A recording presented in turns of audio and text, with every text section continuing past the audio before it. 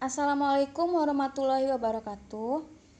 Saya Dini Adbavyunita. Di sini kita akan membahas mengenai membran sel. Pengertian membran sel adalah membran semi permeabel pada sebuah sel yang mengelilingi dan membungkus isi sitoplasma dan nukleoplasma.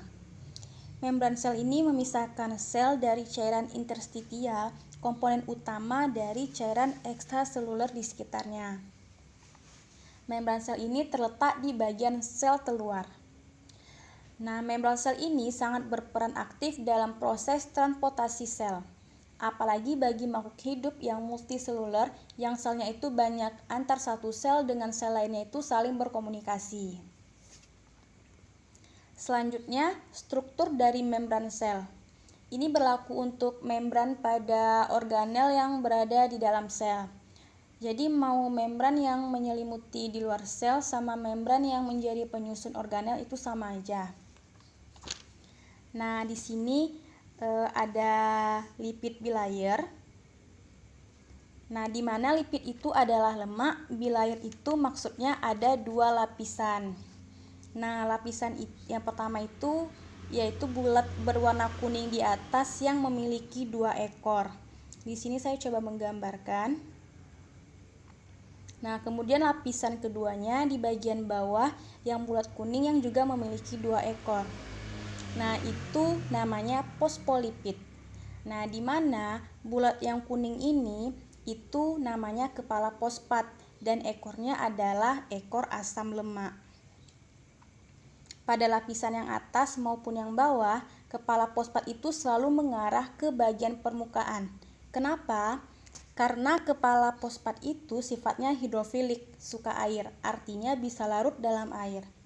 Sedangkan ekornya, ekor asam lemak sifatnya hidrofobik, takut air atau bisa menyatu dengan air. Makanya posisinya selalu di dalam. Nah, kemudian ada rantai karbohidrat. Nah, kemudian ada protein transport. Nah, sifat yang satu-satunya hidrofobik pada struktur membran sel ini yaitu hanya ekor asam lemak. Nah, selain dari itu seperti karbohidrat, protein transport itu adalah bersifat hidrofilik. Nah, selanjutnya fungsi dari membran sel. Yang pertama ada sebagai pembatas fisik sel atau organel sel yang dapat mempertahankan bentuk dan kompartemen sel. Kedua, transport molekul baik ke dalam keluar sel maupun antar kompartemen sel. Yang ketiga, media penghantar sinyal kimia ataupun energi dari satu bagian ke bagian yang lainnya. Keempat, mempersiapkan lingkungan yang baik untuk berlangsungnya proses biokimia. Nah, di sini terdapat proses yang terjadi pada membran sel. Nah, yang pertama itu adalah osmosis, pergerakan zat melalui membran dari konsentrasi tinggi ke konsentrasi rendah tanpa memerlukan energi. Yang kedua, transport aktif, pergerakan atau perpindahan yang menggunakan energi untuk mengeluarkan dan memasukkan ion-ion dan molekul melalui membran sel. Nah, yang terakhir itu ada difusi. Di dalam sel, difusi adalah pengangkatan molekul kecil melintasi membran sel. Oke, sekian dari saya.